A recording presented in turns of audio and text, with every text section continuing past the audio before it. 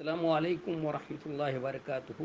بیچ میں یہ رکھنا پڑ گیا تھا جس کی وجہ سے سوالوں کا جواب رک گیا تھا، پھر دوبارہ میں دے رہا ہوں۔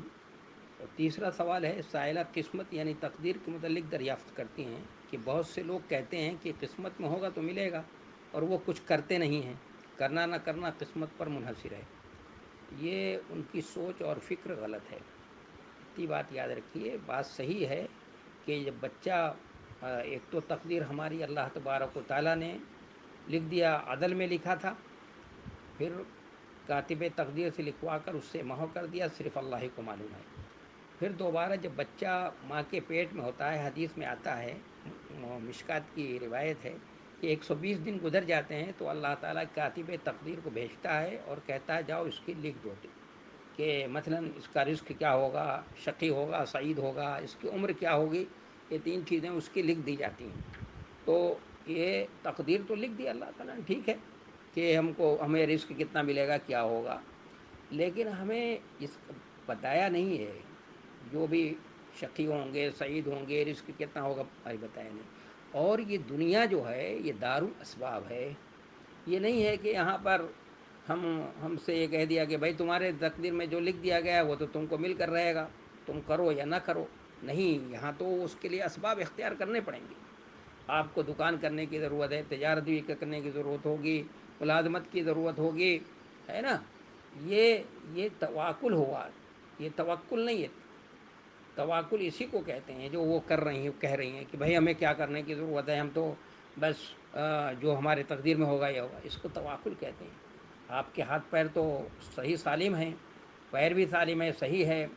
میں اس کے لیے ایک واقعہ بتاتا ہوں۔ ایک شخص جو ہے وہ اسی غرض سے نکلا دنیا کمانے کے لیے، حاصل کرنے کے لیے، تو جاتے جاتے ایک جگہ دیکھا کہ نیولا ہے، روٹی کا ٹکڑا منہ میں دبائے ہوئے لے کر جا رہا ہے۔ تو دیکھا کہ تھوڑی دیر کے بعد تھوڑی دور گیا، وہاں سے واپس آ گیا، روٹی کا ٹکڑا اس کے منہ میں نہیں تھا۔ تو جا کر دیکھا تو وہاں ایک لومڑی تھی، اس کا پیر کٹا ہوا تھا، وہ معذور تھی۔ تو اس نیولے نے وہاں تک روٹی کا ٹکڑا پہنچایا۔ تو اس نے کہا بس بس، یہ تو مجھے تو راز مل گیا بھائی، چلو میں بھی مسجد میں چلتا ہوں، اللہ اللہ کروں گا اور اللہ تعالیٰ مجھے کھلائے، مجھے دے۔ اس نے تو رزق کا وعدہ کیا، یہ کیا ہے۔ تو اب مسجد میں جا کر بیٹھ گیا۔ ایک وقت ہو گیا، کسی نے نہیں پوچھا، دوسرا وقت بھی ہو گیا، اور تیسرے وقت پیٹ میں چوہے کودنے لگے۔ اس نے لوگوں سے کہا کہ ارے بھائی میں پردیسی ہوں، مسافر ہوں، اور میں بھوکا ہوں 3 وقت کا، اور مجھے کھلاؤ، میں تو بھوک سے تڑپ رہا ہوں۔ تو کہا کیا بات ہے بھائی، بات کیا ہے؟ تو کہنے لگا میں نے ایسے دیکھا تھا، میں نے سوچا کہ میں بیٹھ جاؤں گا، آ کر اللہ اللہ کروں گا تو مجھے کھانے کو ملے گا۔ تو کہا بھائی تمہارے ہاتھ پیر تو صحیح سالم ہے نا بھائی، ہے تمہارے ہاتھ پیر کٹے ہوئے تو نہیں ہیں؟ ہاتھ پیر کٹے ہوں تو ٹھیک ہے، بیٹھ جاؤ، اللہ تعالیٰ تمہارے بیٹھے بیٹھائے تمہارے رزق کا جو ہے نظم کرے گا۔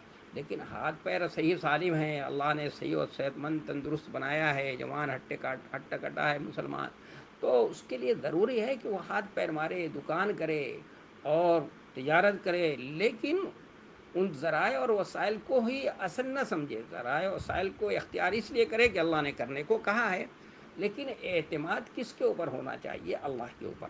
اور صحیح بات ہے کہ وہی دیتا ہے، اور اس لیے قرآن میں بار بار کا مما رزقناکم انفقوا مما رزقناکم، ہاں، اور الذین یؤمنون بالغیب ویقیمون الصلاۃ وینفقون مما رزقناہم، کہ جو ہم نے دیا ہے اس میں سے خرچ کرتے ہیں۔ کوئی اپنے علم و دانش و ذہانت سے نہیں کماتا ہے، اللہ تعالیٰ دیتا ہے۔ دیکھیے کپڑے کی دکانیں ایک ساتھ بہت سی دکانیں ہوں گی، کچھ دکانوں پہ مانو سناٹا ہے، ایک دکان پہ بھیڑ لگی ہوئی ہے، تو کیا ہے؟